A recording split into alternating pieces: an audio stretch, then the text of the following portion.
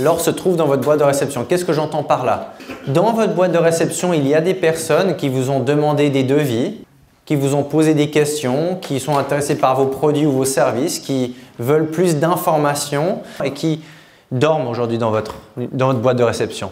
Et donc la première chose à faire si vous voulez aller vite maintenant, vous allez regarder dans votre boîte de réception et vous allez regarder vous allez ajouter manuellement les contacts de ces dernières semaines, de ces derniers mois de personnes qui vous ont contacté pour plus d'informations sur vos produits ou services. Si vous n'avez jamais fait ça, je vous garantis qu'il y a des personnes qui vous ont envoyé des mails pour des demandes d'informations et que vous avez complètement oublié pour le moment. Et vous dites « Ah oui, c'est vrai, j'ai reçu une demande de devis il y a 4 mois, j'ai répondu puis j'ai jamais vraiment suivi. » Vous êtes déjà arrivé?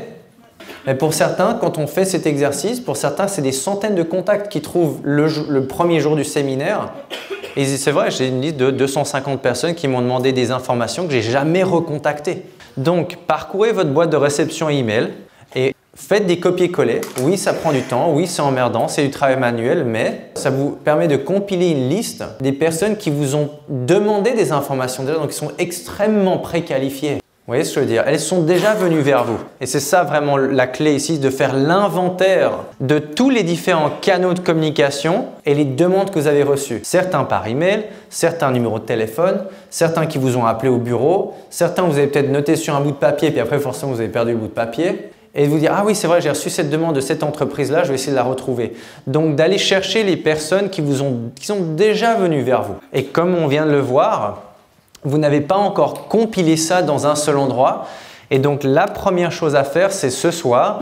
Donc, parcourez votre boîte de réception et tirez toutes les adresses mail. Pareil pour les messages privés. C'est super facile maintenant. Quand quelqu'un vous envoie, généralement, on a un profil pro ou perso, c'est très facile aujourd'hui sur Internet de trouver le nom de la société ou la personne. Collez ça sur Google et il va vous sortir l'adresse mail du contact pro de la personne. Quand vous allez donc vous avez reçu un message privé de quelqu'un qui vous dit « J'aime bien votre poste, combien est le service ?» Vous allez prendre ce prénom-là, vous allez regarder sur le profil de la personne et comme je dis, oui, ça prend du temps et oui, c'est du travail manuel, mais vous allez aller prendre ce prénom et ce nom, donc passer sur le profil de la personne et vous allez ensuite aller sur Google, faire une recherche pour cette personne ou cette société-là. 9 fois sur 10, vous allez trouver leur site ou bien leur adresse mail. Et vous allez les contacter comme ça. Parce que c'est eux qui sont venus vers vous d'abord et vous ne les avez peut-être jamais recontactés ou bien vous avez juste fait un contact mais plus rien derrière.